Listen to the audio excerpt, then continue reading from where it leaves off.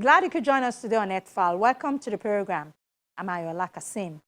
The worst is yet to come, affecting our children's and grandchildren's lives much more than our own, a leaked report by the United Nations Intergovernmental Panel on Climate Change on the state and future impact from global warming says. It is said to be the most comprehensive catalogue ever assembled of how climate change is upending our world. The report reads like a 4,000-page indictment of humanity's stewardship of the planet. It says life on Earth can recover from a drastic climate shift by evolving into new species and creating new ecosystems that humans cannot. The reality is climate change is here. What can we do about it? Today we start with a journey to American West and how climate change is disrupting life over there. Just stay with us. Salvador Parra is worried. California's extreme drought has forced the farmer manager to fallow 2,000 of his 6,000 acres and dig deep for water to save the crops already planted. The drought has changed our farm to what it used to be. It used to be we could see tomatoes, watermelons, cotton, different crops being grown out here. And as these droughts have come, especially this year, there's not very much being grown out there just because there's no water. There's literally no water. There's water that's available. It's called supplemental water, but it's very expensive. So expensive that we can't put it on our garlic or our onions. It's like $2,000 an acre foot, where the regular price is $200 to $250 an acre foot. So 10 times the cost, we can't afford it. This year, Salvador is having to look to emergency water sources just to bring a reduced crop to harvest. Because of this drought, we're having to pipe water from another well into 4 miles, taking us 4 miles worth of pipeline to get this water here. In addition, we have this well that we're also depending on, and water is coming from 800 feet deep, and we're having to pump it all the way up to the surface so that we can irrigate our crops. The pipe system is costing the ranch thousands of dollars, but other options are just out of reach. In the end, Salvador says the cost of the drought will be borne by the consumer's pockets. As growers, we're getting more money for our alfalfa, but that also means a higher cost to the dairymen. And they have to pass on that cost, so then it ends up affecting the cost of milk, cheese, and ice cream at the grocery store. And for the farmer, next year isn't looking any better. So consumers should be worried about garlic and onions and other crops because come this time next year, they're going to be very scarce and the cost is going to be higher. Most of the garlic in the United States is grown here in California. And so not having the water, growers will not be able to grow it. We cannot commit to any crops moving into next year because we don't know. First of all, we don't have water to begin the crops. And the second thing is, if we commit, we're committing to growing the crops all the way to the end. And so with this drought, we just can't. So that means we fallow acreage and we lay people off. 54-year-old Alejandro Pina, who has been a farm worker for 35 years, says it hurts to see fallowed fields. And he now longs for the days of plenty. At Buffett Ranch, the workforce has been reduced from 140 to 110. Agriculture is an important part of California's economy, and the state is a top producer of vegetables, berries, nuts, and dairy products. The last major drought from 2012 to 2017 reduced irrigation supplies to farmers, forced strict household conservation measures, and stoked deadly wildfires. Recently, the Bureau of Reclamation said this is the worst drought since 1977, leaving little hope for farmers who wait for a miracle. And many more people need miracle to reverse the dangerous trend set by climate change. Extreme temperatures pose a major threat to people's health, agriculture, and the environment. It is being caused by a atmospheric blocking pattern, so it means that these very high temperatures are concentrated over one particular area. And normally you have the jet stream, which is this fast, high-moving belt of wind, which moves these weather systems on. And it's not happening this time. So we've got, it's almost like a pressure cooker effect. You've got very, very, very high heat. It's not limited to North America. Other parts of the Northern Hemisphere are also experiencing exceptional early hot summer conditions. Arabian Peninsula, Eastern Europe, Iran, and the Northwest Indian continent, just to name a few areas.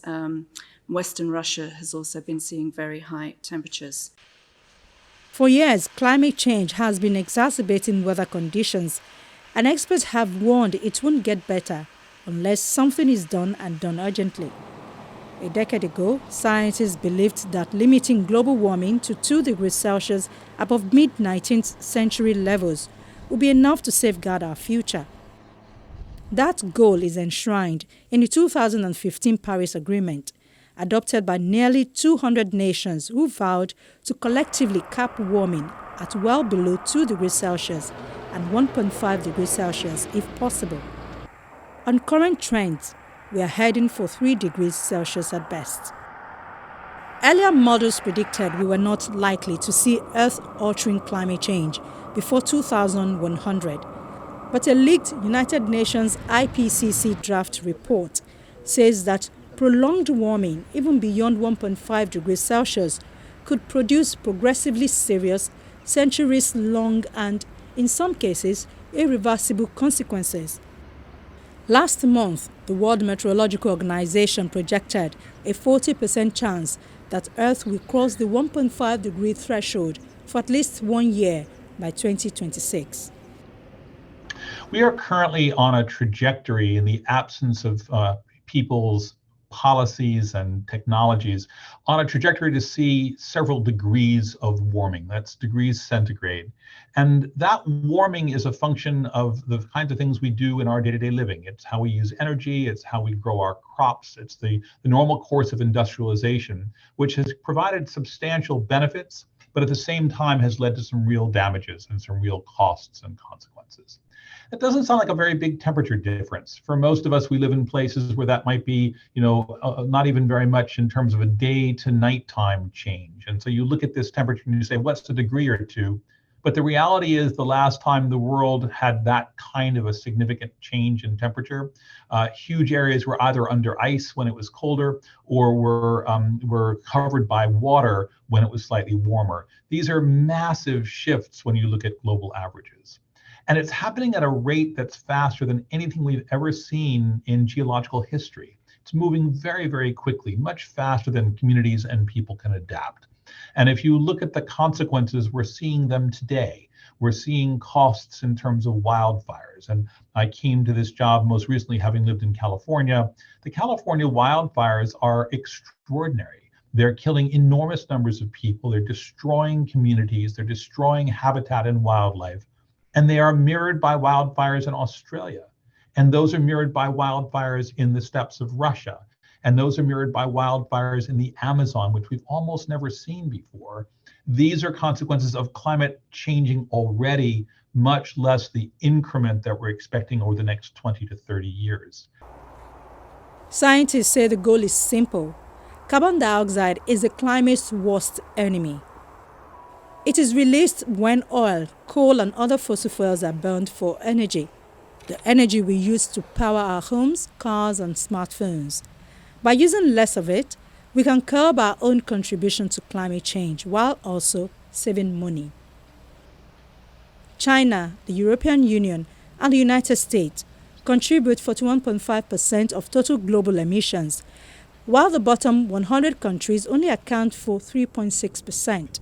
Collectively, the top 10 emitters account for over 2/3 of global greenhouse gas emissions. This is why many are calling for an energy transition, and they ask the big emitters to cut their emissions to save human lives. In some sense, the direction of travel is known. You have to reduce the greenhouse gas emissions that come from energy primarily, but also from land use and forestry and from industrial activities. That's pretty clear. We know what we have to do. but we're increasingly also able to point to ways you can deliver those outcomes at relatively marginal costs. And certainly, if you look at the damages from climate and weigh those against the costs of action, the costs of actions are quite modest. The damages are very, very large. So in net, in balance, the world is much, much better served by taking these actions. But even at a specific level, we're seeing real progress. So for example, if we think about this as partly an energy problem and partly as a carbon-intensive energy problem, that's a combination of coal, oil, and gas used for power, for transportation, for industrial heat, and we have solutions for all of those.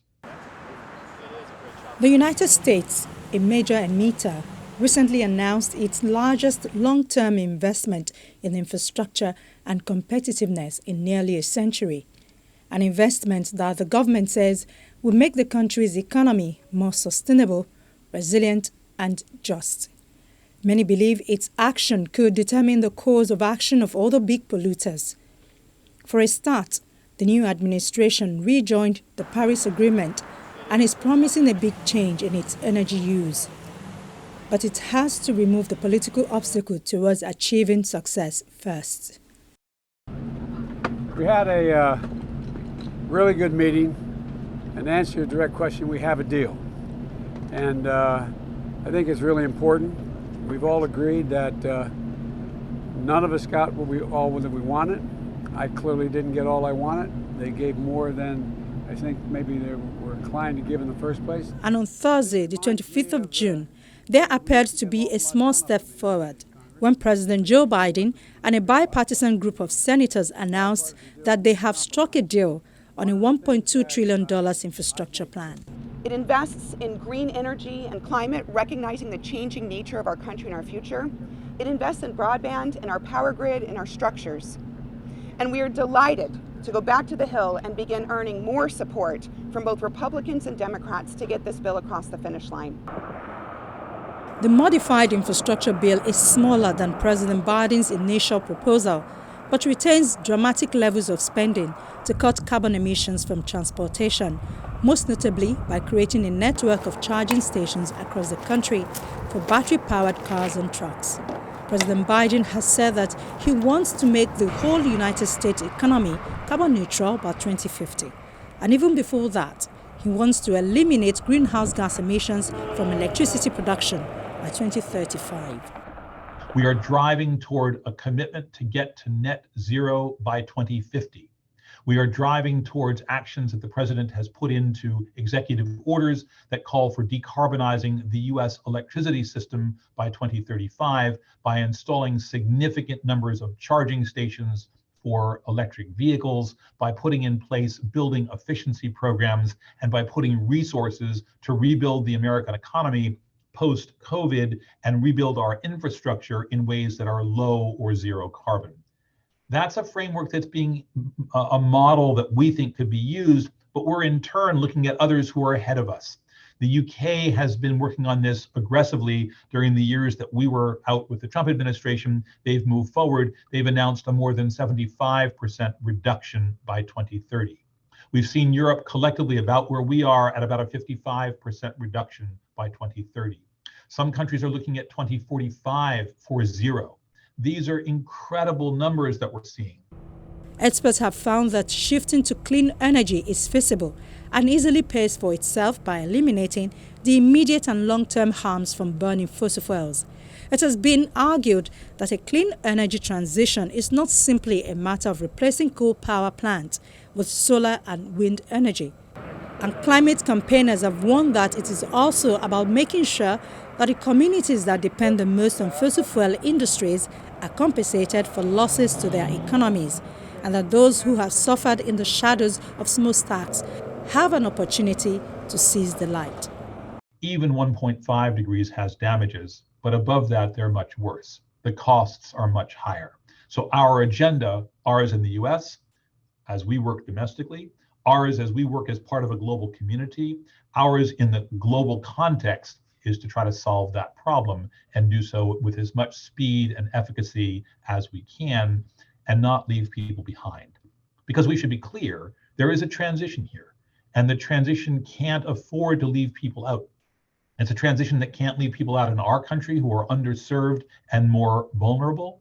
It can't leave out those same communities around the world who did very little to contribute to the emissions surplus, but are going to be reap the difficulties of the change in climate, and who we need to be assisting and facilitating as they make their own transition to a low climate, low carbon impact world. Scientists have warned that humanity is not on track to solve the climate crisis. If unchecked, climate change could lead to global mean temperature increases of several degrees, large uninhabitable regions, melting ice caps, and flooding of coastal cities. The leading cause of warming is carbon dioxide, which is a heat-trapping greenhouse gas that absorbs and emits radiant energy within the thermal infrared range. If everything else were unchanged, the higher the carbon dioxide concentration, the warmer Earth becomes. Aside from fossil carbon extraction, the second important aspect to the climate problem is that humanity is damaging and reducing natural carbon stores. Scientists say a warming planet may also trigger a tipping point. This will irreversibly melt ice caps and glaciers, causing large rises in sea levels on a timescale of several hundred years, and increased heat absorption in ocean water where there once was reflective ice. The Energy Institute at the Colorado State University has a goal to accelerate the development and adoption of clean energy and climate solutions on a global scale. The staff here have tried to develop the science and then translate that into specific solutions, and then figure out how to implement it at the largest scale. The Institute's headquarters, called Powerhouse, began its life as a former coal-fired power plant. Historically, on the technical side, much of the work that we've done in the early days of the facility was around combustion sources, large industrial engines. A lot of our work is focused on developing technology solutions to reduce emissions from these large sources. And essentially now, we developed sets of science. We worked with different companies to get those science science into actual hardware, into products, and then worked with companies to get those implemented in place. So essentially now every engine on the US natural gas pipeline system uses technology that we created. And in the aggregate, that reduces NOx emissions, oxides of nitrogen. The oxides of nitrogen create smog. This suite of solutions reduces oxides of nitrogen by the same amount as removing about 150 million automobiles from the highway. So impactful work, but it really meant doing the messy work of getting solutions implemented at scale. She's a great addition. In April 2021, President Biden promised $2 trillion in infrastructure investment in a plan that incorporates tax incentives for clean energy, electric transmission, and CCS technology, and which will also fund research and development to tackle climate change. It included $100 billion for upgrading the nation's electric transmission system. But in a deal with centrist senators from both major parties, only $73 billion was made available for the electric power grid, increasing its ability to carry much larger amounts of renewable energy. Overall, the new bill features $579 billion in new infrastructure spending. Investment that's been made in the American Rescue Plan and investments that we anticipate to be made in support of our American Jobs Plan, that's going to invest not just in infrastructure, but in building more resilient and adaptive infrastructure, and in using that to advance both clean air, to actually manage some of the droughts more effectively, to do better forest management. There's all kinds of activities in there. And the reason why I'm raising this issue is because I think it's very important for us to personalize the challenge of climate change. I think we need to make sure that people understand that the investments that we're making and the strategies we're making, working with, not counter to, states and local governments, but supporting their efforts directly is going to be a way of showing people that a shift to climate change and a shift to investing in climate resilient infrastructure is not just essential, but is beneficial today. It will put people back to work. It will keep your kids healthy. It is a way to hand them a future that we can all be proud of. Investment in renewable energy in the United States reached $48.5 billion in 2018, the highest level since 2011, driven by an increase in wind power financing, according to the Renewables 2019 Global Status Report. Globally, investment reached $288.9 billion that year, and the spend on new capacity was far greater than the backing for new fossil fuel power. In spite of this, the global demand for coal hasn't gone away.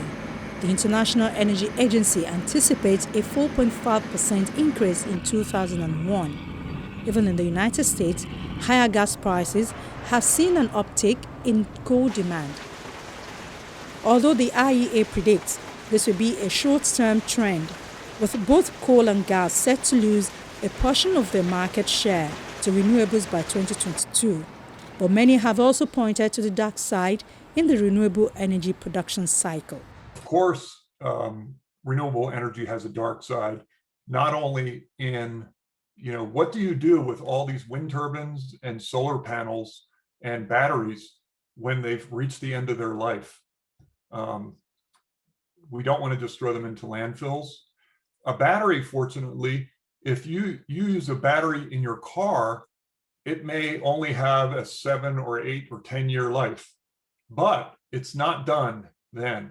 You can take that battery out of the car, combine it with other batteries, and create a grid storage facility that can last for a number of additional years, which is good. But we do need to come up with alternatives, not just for wind and solar and batteries, but for a lot of the supply chains that go into the fundamental devices in all advanced technologies. So at the National Renewable Energy Lab, for example, they are working on a new initiative that tries to think about redesigning from the very bottom up how these technologies are built and how they're manufactured. And then when they reach the end of their life, how do you make it easiest so that you can quickly take out the recyclable materials or take out other materials that can be reused in some other way? And so I'm optimistic that even though this is one of the dark sides of renewable energy, I'm optimistic that we're going to come up with solutions in the not too near term to solve them. And I didn't mention, of course, the critical supply chain materials, what are often called rare earth materials, even though they're not rare at all. They're just concentrated in certain parts of the world. Things like lithium and cobalt and other metals that are often produced in very bad ways, and they exploit children labor, for example, and they do tremendous damage to the environment when they're being withdrawn. So we have to come up with ways to solve that problem. Like most human activities, renewables can also negatively impact the planet. However, observers say renewables are making a notable difference in the world as they are helping to curb carbon emissions. Climate campaigners are saying what scientists, engineers, companies and nations expanding their power capacities need to focus on is implementing solutions that keep negative impacts of renewables in check.